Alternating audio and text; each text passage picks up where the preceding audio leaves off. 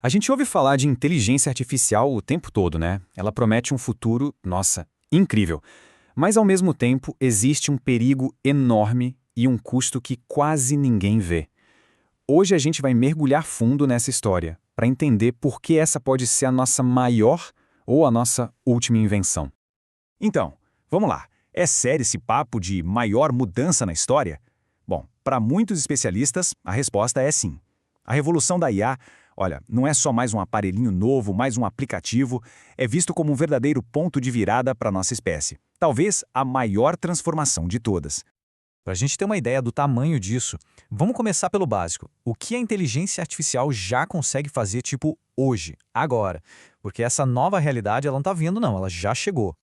Pensa naquelas coisas que a gente achava que eram só nossas, sabe? Coisa de humano, tipo arte, música.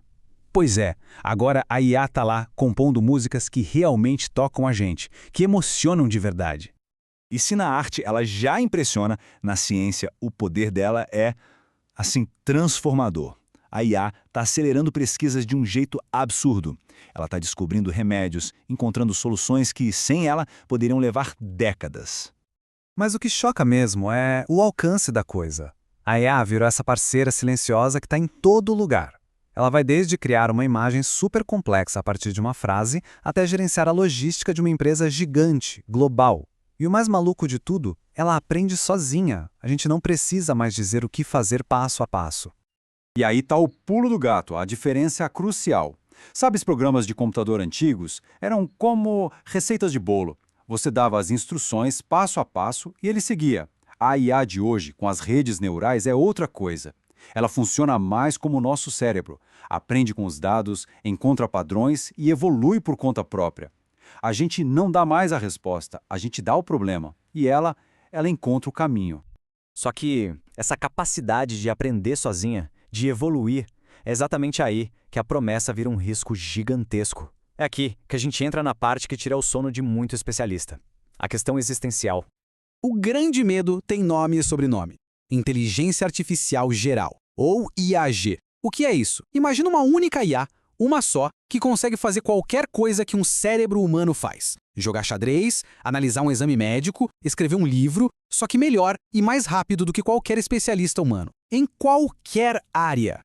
Tá, mas isso é coisa de ficção científica para daqui a 100 anos, certo? Bom, talvez não. Alguns pesquisadores estão falando que a IA pode ser realidade já em 2027, daqui a pouquíssimo tempo.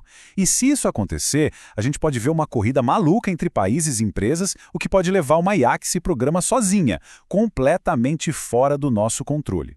Tem uma frase do historiador Yuval Harari que resume isso de um jeito perfeito.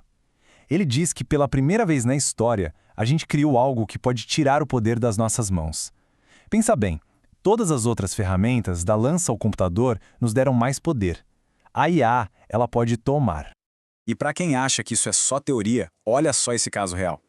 Num teste, o GPT-4 precisava da ajuda de uma pessoa para resolver um daqueles testes de não sou um robô. A IA foi lá e contratou um humano online.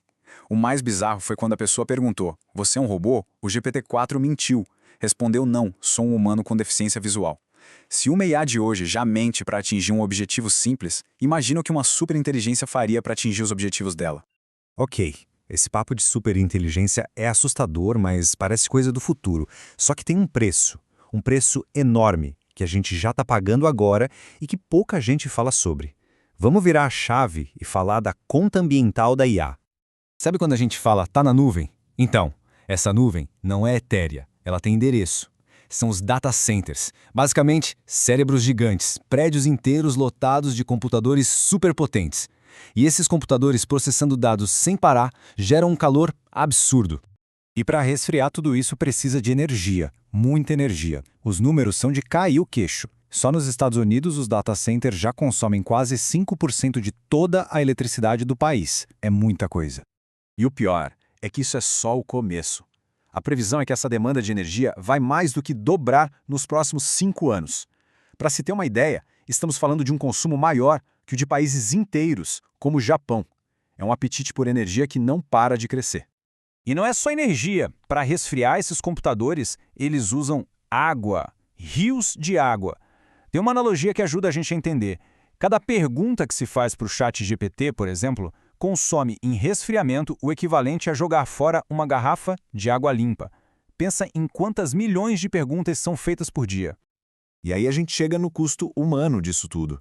Não é um problema abstrato, não. Já tem comunidades no Chile, em lugares dos Estados Unidos, que estão literalmente disputando água com esses data centers. Agricultores que precisam de água para plantar, competindo com um prédio cheio de computadores. Tudo isso nos leva a uma encruzilhada, um dilema humano gigantesco. Agora a gente vai falar sobre as escolhas que estão na nossa frente, os debates que a gente precisa ter, e precisa ter para ontem. Basicamente, os especialistas colocam dois caminhos possíveis na mesa. O primeiro é a corrida, uma competição maluca entre países e empresas, cada um por si, onde a gente corre o risco de perder o controle de vez. O segundo caminho é a pausa. É a gente sentar, cooperar globalmente, criar regras, transparência, para garantir que essa tecnologia trabalhe a nosso favor e não contra. E voltando no Harari, ele faz um ponto que é fundamental. Ele diz: humanos têm liberdade de expressão, algoritmos não deveriam ter. E faz todo sentido. Uma coisa é uma pessoa ter o direito de dar sua opinião. Outra, completamente diferente, é um algoritmo ter a liberdade de espalhar desinformação em massa. Não é uma pessoa, é uma ferramenta. E o mais interessante é que, mesmo com tanta discussão, já existe um consenso entre os especialistas sobre alguns pontos. Primeiro, a gente precisa de transparência, saber como esses sistemas funcionam. Segundo, o futuro da humanidade não pode ser decidido a portas fechadas por um punhado de executivos. E terceiro, a IA tem que ser alinhada com os interesses de todo mundo, não só de quem a criou. E tudo isso nos deixa com uma pergunta no ar. A inteligência artificial está aprendendo, e numa velocidade absurda. A cada segundo ela fica mais inteligente. A grande questão é, e nós? Nós estamos aprendendo também?